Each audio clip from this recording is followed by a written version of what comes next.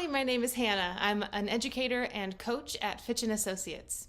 In this video, we're going to be talking about one of the 5 practices of exemplary leadership. This comes from a system designed by Jim Kouzes and Barry Posner in their Leadership Challenge. And so you might have heard that before, but there are 5 practices that they outline as those that are the most prevalent in exemplary leaders. And so let's go over what those 5 are. 1, we have model the way. 2, challenge the process. 3 is enable others to act. Number 4 is encourage the heart. And finally, number 5, this one, is inspire a shared vision. So for the next few minutes, we're going to be digging into what it means to inspire a shared vision. It's really important, though, to start this whole conversation by saying and claiming that leadership is not just about personality. I think it's really easy to try to rely on our personalities to do the leadership, to do the inspiring. But it's not our personality that can get us all the way across the finish line. It's our behaviors. And so the behaviors are those actions that can stack up together to make a practice. And so having a conversation with a colleague, that's a behavior. Making a to-do list, that's a behavior. Having a regular meeting with a direct report, that's a behavior. And so with all of these behaviors, those stack up to make a practice. And there are ways for us to then look at these specific behaviors to figure out if they are working for the practice, for inspiring a shared vision. And so we're going to take a few minutes to look at 6 specific behaviors. And then I'm going to offer a few questions after I list these behaviors. And they're supposed to help you identify, am I doing this behavior? Is this something that's really a part of my work? Is it a part of my flow? And if it is, great. How can we enhance that? And if it's not, then I wonder if we can identify some behaviors that will help us do this, and some strategies. So what we need to know about inspiring a shared vision, first of all, is that leaders passionately must believe that they can make a difference. They can envision the future and create an ideal and unique image of what the organization that you are working for can become. It is so important that you can articulate for yourself and name for yourself what it is that your organization or your working group or your team or your department is working toward. If it's vague and if it's foggy, then you won't be able to convey that to your team. So it is first and foremost so important that you have an idea and language for what the future looks like, for what that vision looks like. And then the rest of the work comes in trying to convey that. So leaders must bring into that vision, they must bring in their own magnetism and their own persuasion. And that must be done intentionally. It's not something that's done by accident, but that's okay. We have behaviors that can help us do this intentionally. They're going to breathe the life into the visions that get people to see exciting possibilities for the future. And I think these exciting possibilities are really going to come to light in these specific behaviors. So the first one, remember, listen to the behavior and then consider the questions that I have for you after it. Here we go. The first one. I talk about future trends that will influence our work that gets done. I talk about future trends that will influence our work that gets done. So here's the question with that one. What is a trend occurring now in EMS, in your industry?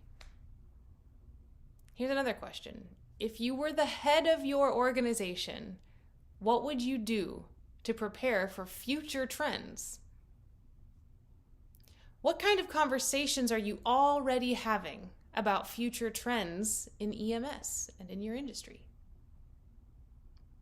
All of these questions are meant to help turn the gears, spin the wheels on being able to talk about future trends. If you can talk about future trends, you've got your gaze on the future. So that's one of the exemplary one of the behaviors of exemplary leadership in the practice of inspiring a shared vision. Let's see what you come up with for number 2.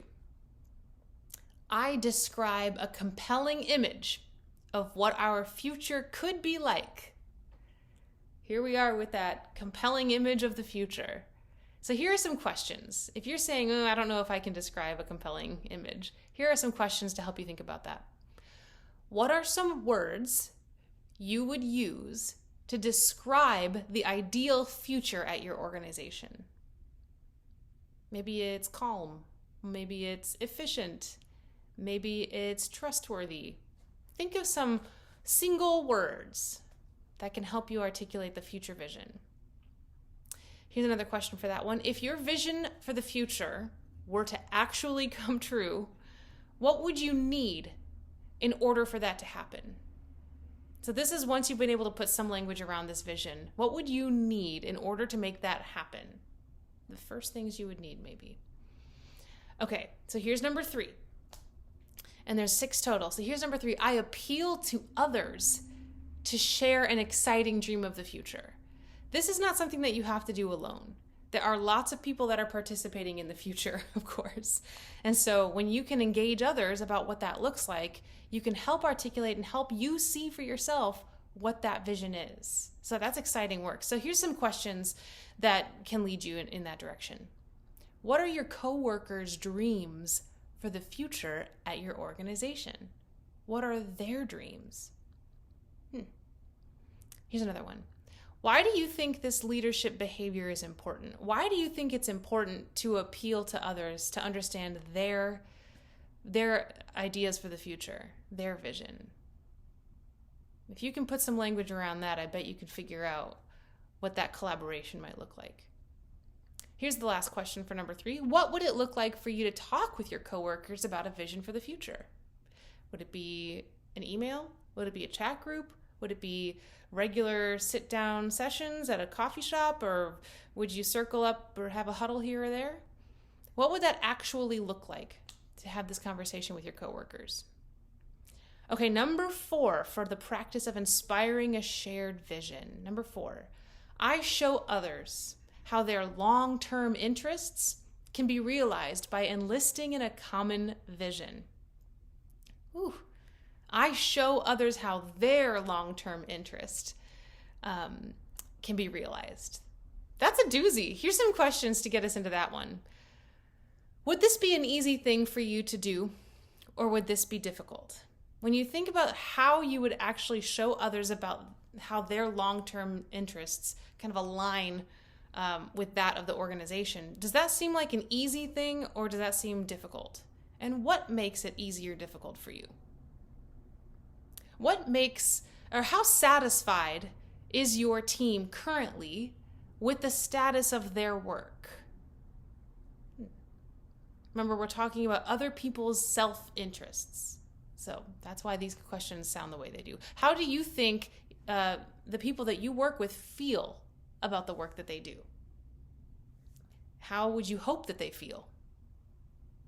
So this is how we start engaging other people's long-term interests. Okay, number 5. This one is for an artiste. I paint the big picture of what we aspire to accomplish. I paint the big picture of what we aspire to accomplish. So here's the first obvious question. What is the big picture? Why is this important to paint a big picture? How would you explain the big picture to a child? All of these questions help us really narrow down what this picture looks like. And being able to cast your vision on the bigger picture, not necessarily just a narrow focus, but you're looking at a very big picture. And when you have this kind of lens, you're trying to see a few of the moving pieces and the general direction or the general idea of what the future looks like, of what it looks like generally and not so specifically. And once you have an idea of that picture, the question is, how do you paint that picture for others? Okay, number 6. I speak with genuine conviction about the higher meaning and purpose of our work. The higher meaning and purpose. So remembering that motivations come from when we're inspired. Our motivations lead us to do good work authentically. And so in order to inspire others, we need to be able to speak about the meaning and purpose of the work that we do. That will lead to better buy-in and to a stronger conviction in the work that people are doing with you. And this is ultimately going to lead to a better work environment and better work relationships. And so the more that you can speak to those bigger, meaning, purposeful questions or ideas, the more people are going to have that in their consciousness and in the top of mind. That's going to go a long way for you in your leadership. So here's some questions for that one. What does genuine conviction mean? If you need to speak about something with genuine conviction, what does that mean? Here's another one. What is the passion that you bring to this work? The passion that you bring to this work is the thing that's going to fuel all of the work that you do in a genuine way. The way that work gets done passionately and genuinely is when it comes from a real place that is passionate on its own. And so this is not about external pressures. This is not about the financial compensation. This is about what is truly motivating you when all of those things aren't considered. What's the passion for you? That's the thing that's going to fan the flame. So remember, okay, so those were the 6 behaviors. Remember that, like any skill, inspiring a shared vision, it takes constant self-reflection. And this one's a doozy. We have to be very intentional about how we can inspire others to this vision for the future. So with this consistent self-reflection and commitment and practice, we can utilize those behaviors, those 6 behaviors that we talked about, and use those questions to get to the bottom of those behaviors. And so remember that this is not all leaders are expected to have exemplary behaviors in all of these practices, right? Our hope is that by taking on a few more of these behaviors, we become a little more rounded in each of these 5 areas as leaders. And so maybe just pick one of these behaviors. So for instance, painting a big picture. That's the behavior that maybe you want to work on. On your to-do list for the day, write down big picture ? And take 1 or 2 minutes to write down 1 or 2 sentences about what a big picture looks like for you and your organization. There. Now you've done it. It was on your to-do list. You can check it off. You've spent some time thinking and considering the big picture. That's going to go a long way for the rest of your work to inspire a shared vision. Go through each of these 6 behaviors, put a to-do list, put it on your to-do list, and do one small thing that gets you to these answers. And that's going to go a long way. So I hope that you feel confident and ready and a little more prepared to dig into these behaviors for inspiring a shared vision.